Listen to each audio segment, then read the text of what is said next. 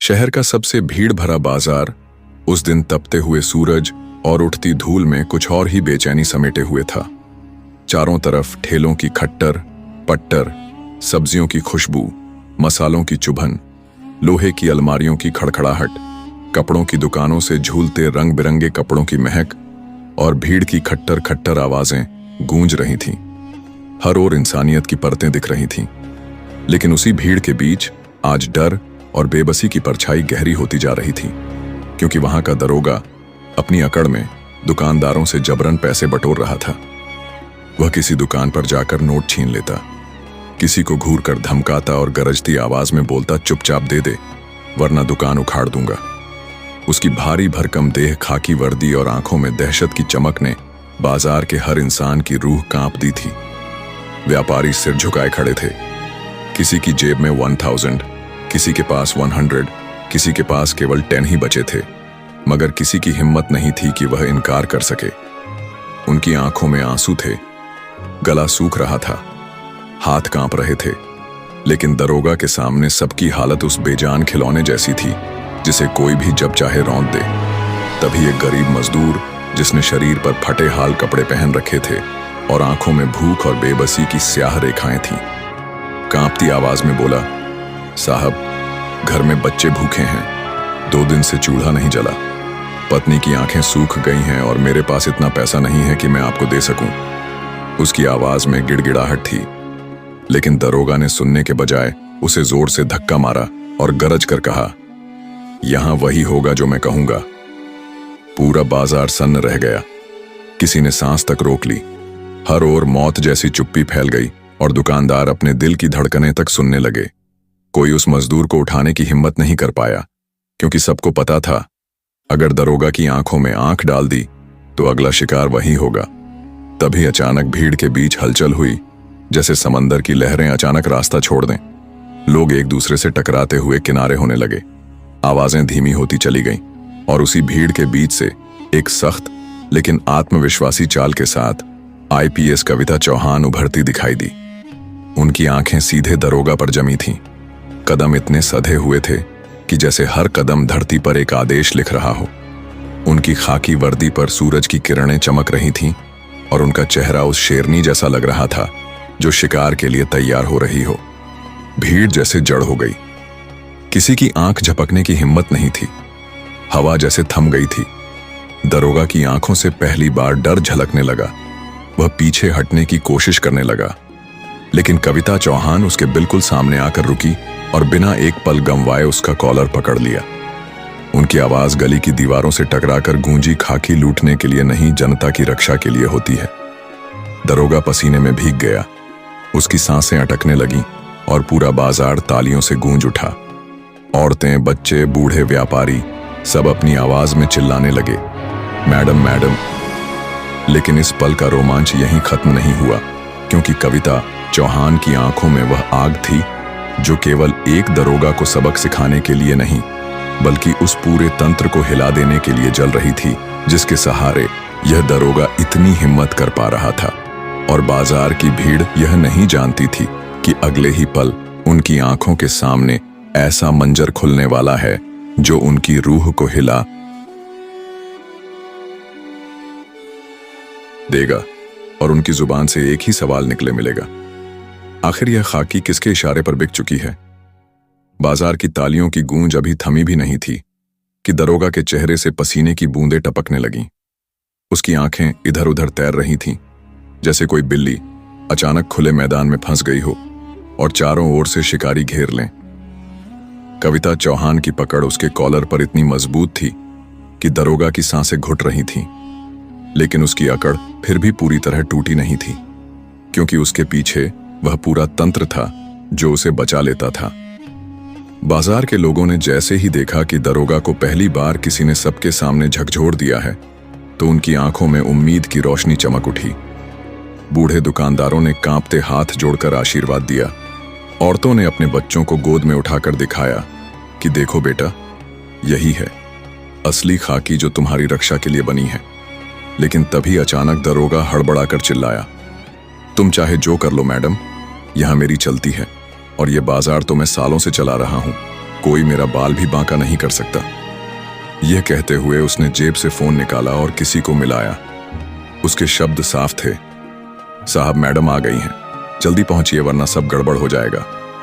यह सुनकर भीड़ फिर से डर के साए में कांपने लगी, क्योंकि सबको मालूम था कि दरोगा अकेला नहीं है।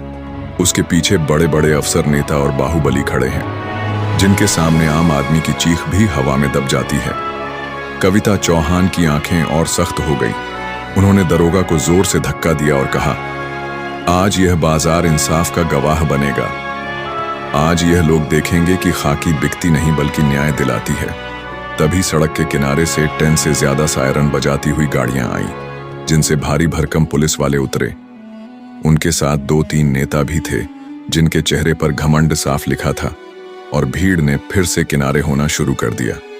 बाजार का रोमांच अब डर में बदल रहा था।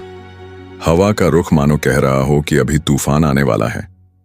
नेता सीधे कविता चौहान की तरफ बढ़े और घमंड से बोले, मैडम, आप नई नई आई हैं, इसीलिए आपको यहाँ की परंपरा नहीं मालूम। यहाँ सब चलता है, सब समझदारी से बंट जाता है और सबको अपना हिस्सा मिलता है। आप क्यों इस शांति को भंग कर रही हैं?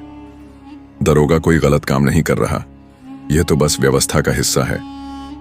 यह सुनकर भीड़ में खुसर पुसर होने लगी, लेकिन कविता चौहान की आवाज फिर गूंजी।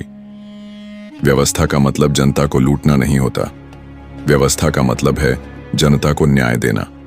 और मैं उस दिन तक चैन से नहीं बैठूंगी जब तक इस खाकी को कलंकित करने वाले सबको सजा ना मिले।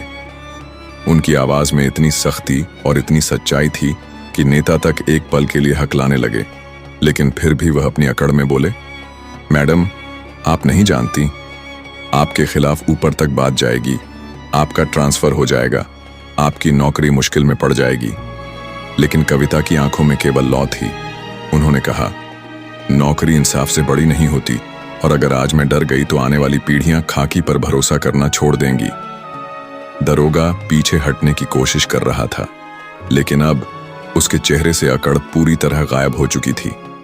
भीड़ में से वही गरीब मजदूर जिसने पहले हिम्मत कर दरोगा को आवाज दी थी, कांपते हुए आगे आया और रोते रोते बोला, मैडम, अगर आप ना होती तो आज मेरा बच्चा भूख से तड़प कर मर जाता और मेरी दुकान भी लुट जाती। बाजार की औरतें रोने लगी, बूढ़े लोग दुआएं देने लगे, लेकिन नेता और दरोगा दोनों अब बचने का रास्ता खोज रहे थे। तभी अचानक नेता ने हाथ उठाकर इशारा किया और बाकी पुलिस वाले भीड़ को धक्का देने लगे। गालियां बरसाने लगे। चारों ओर भगदड़ मच गई। औरतों की चीखें, बच्चों की रोने की आवाजें और दुकानों के गिरने की धमक से बाजार युद्ध भूमि जैसा लगने लगा। लेकिन कविता चौहान अपनी जगह से हिली नहीं। वह शेरनी की तरह अड्डी रही और उनकी आंखें उस नेता और दरोगा पर जमी रहीं जो अब भीड़ के पीछे छिपने की कोशिश कर रहे थे। तभी हवा में एक गूंजती आवाज उठी जो इतनी तेज थी कि हर कान थर्रा गया। यह आवाज थी कविता चौहान की, जो गरज रही थी, आज यह बाजार तय करेगा कि इंसाफ बिकेगा या इंसाफ जीतेगा। और तभी अचानक आसमान से काले बादलों की तरह दर्जनों पत्रकार कैमरे लेकर दौड़े और हर पल को कैद करने लगे। भीड़ की सांसें थम गई, क्योंकि अब यह खेल केवल बाजार तक नहीं बल्कि पूरे शहर में फैलने वाला था और शायद पूरे राज्य तक पहुंच जाएगा। बाजार अब युद्ध भूमि जैसा लग रहा था। चारों तरफ अफरा तफरी थी। लोग भाग रहे थे, बच्चे रो रहे थे, औरतें चीख रही थीं। दुकानदार अपनी मेहनत की कमाई और सामान बचाने की कोशिश कर रहे थे, लेकिन डंडों और धक्कों से सबकी हिम्मत टूट रही थी। दरोगा और उसके पीछे खड़े नेता का चेहरा अब और ज्यादा खतरनाक लगने लगा था, मानो अब भीड़ पर पूरी तरह टूट पड़ेंगे। लेकिन तभी पत्रकारों के कैमरे बिजली की तरह चमकने लगे और हर दृश्य को कैद करने लगे। यह देखकर नेता के माथे पर बल पड़ गए। उसने इशारा किया और उसके गुर्रे कैमरों को रोकने लगे। माइक तोड़ने लगे, लेकिन पत्रकार भी पीछे हटने को तैयार नहीं थे। वे चिल्ला रहे थे, यही है असली चेहरा, यही है सच्चाई, पूरे राज्य को देखनी चाहिए। जनता को जानना चाहिए कि जिन पर भरोसा किया जाता है वही जनता को लूटते हैं। कविता चौहान उस अफरा तफरी के बीच भी अडिग खड़ी थी। उनकी आंखें सख्त थीं और गले की नसें भड़क रही थीं। उन्होंने गरज कर कहा, जो कैमरा तोड़ेगा वह कानून का दुश्मन कहलाएगा और कानून दुश्मनों को बख्शता नहीं है। उनकी आवाज इतनी कड़क थी कि गोरे भी पल भर को रुक गए। भीड़ ने पहली बार राहत की सांस ली, लेकिन राहत ज्यादा देर तक नहीं टिकी, क्योंकि उसी वक्त चारों ओर से और गाड़ियां आ गईं और उनमें से भारी भरकम अधिकारी उतरे, जिनके चेहरे पर बनावटी मुस्कान थी। वे कविता की ओर बढ़े और बोले, मैडम, आप बहुत ईमानदार हैं, आपकी नीयत पर कोई शक नहीं, लेकिन आपको भी समझना चाहिए कि इस व्यवस्था में सब कुछ सीधा नहीं चलता। थोड़ा बहुत समझौता करना ही पड़ता है, वरना मुश्किलें खड़ी हो जाएंगी। कविता ने तिरस्कार से उनकी आंखों में देखा और कहा, जब तक मेरी रगों में खून दौड़ रहा है तब तक मैं किसी समझौते की भाषा नहीं बोलूंगी, क्योंकि समझौता जनता की उम्मीदों के साथ धोखा है। अधिकारी सकपका गए, लेकिन नेता मुस्कुराया और बोला, देख लिया आपने, यह औरत कितनी जिद्दी है, इसे सबक सिखाना ही पड़ेगा। तभी दरोगा ने हिम्मत बटोर कर कहा, हाँ साहब, यही तो मौका है, वरना यह औरत हमें सबके सामने मिट्टी में मिला देगी। यह सुनकर नेता ने इशारा किया और अचानक भीड़ में से नकाबपोश गुंडे निकल आए, जिनके हाथों में डंडे और लोहे की रड थी, और उन्होंने दुकानदारों पर टूटना शुरू कर दिया। बाजार फिर से खून और चीखों से भर गया।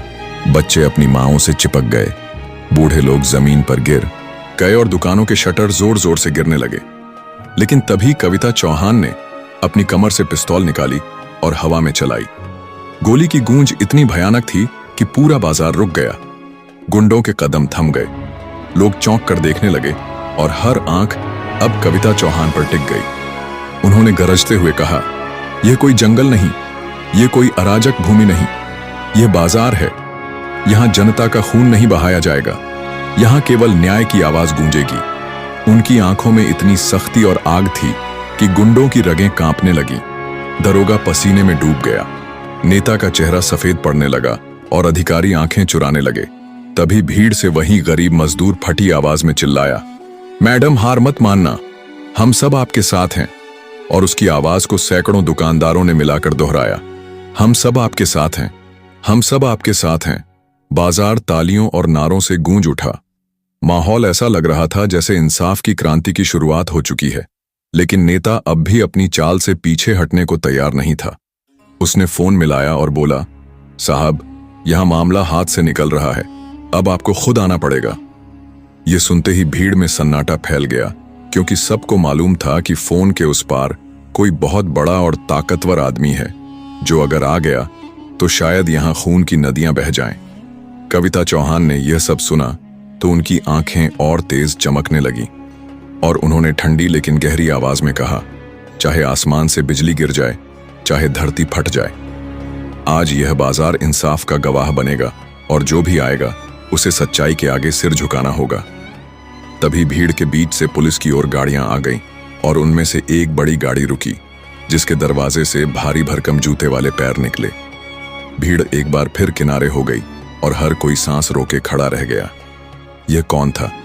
कोई नेता, कोई बड़ा अधिकारी, या फिर कोई और ताकतवर शख्स जिसने आते ही इस पूरी जंग का रुख बदल देना था। गाड़ी का दरवाजा जैसे ही खुला, भीड़ का शोर अचानक थम गया और चारों ओर ऐसी खामोशी फैल गई मानो समय रुक गया हो। बाहर निकलने वाला कोई साधारण आदमी नहीं, बल्कि पूरे राज्य की राजनीति और सत्ता का सबसे बड़ा नाम था।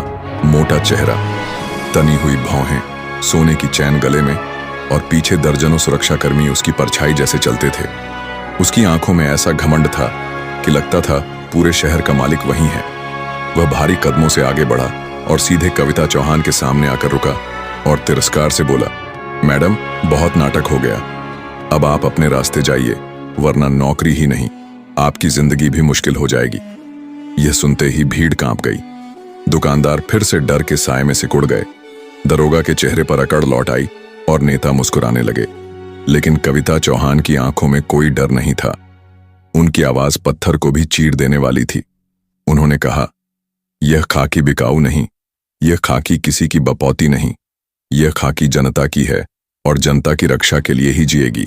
सत्ता के घमंड में चूर होकर अगर कोई जनता को लूटेगा तो वह चाहे कितना भी बड़ा क्यों ना हो, उसे कानून के सामने झुकना ही पड़ेगा। बड़ा नेता ठट्ठाकर हंसा और बोला, कानून मेरे लिए है, मैं कानून बनाता हूं, मैं ही कानून हूं। लेकिन कविता ने बिना एक पल गवाए सीधा जवाब दिया, कानून जनता से बड़ा कोई नहीं। और जनता के नाम पर चलने वाली कुर्सी जब जनता का खून चूसने लगे तो वह कुर्सी कुर्सी नहीं केवल अपराध है। यह सुनते ही बाजार से आवाजें उठने लगी, जनता जनता जनता, और हर तरफ वही गूंज फैल गई। नेता का चेहरा सफेद पड़ गया। वह चिल्लाया, पुलिस इसे गिरफ्तार करो।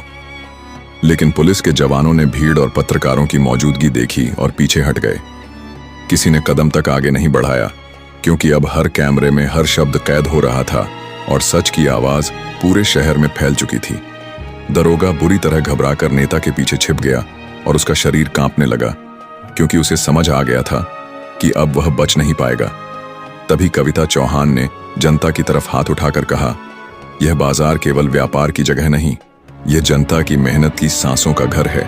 और आज यहां से यह संदेश जाएगा कि खाकी बिकती नहीं, खाकी झुकती नहीं, खाकी केवल जनता के लिए जीती है।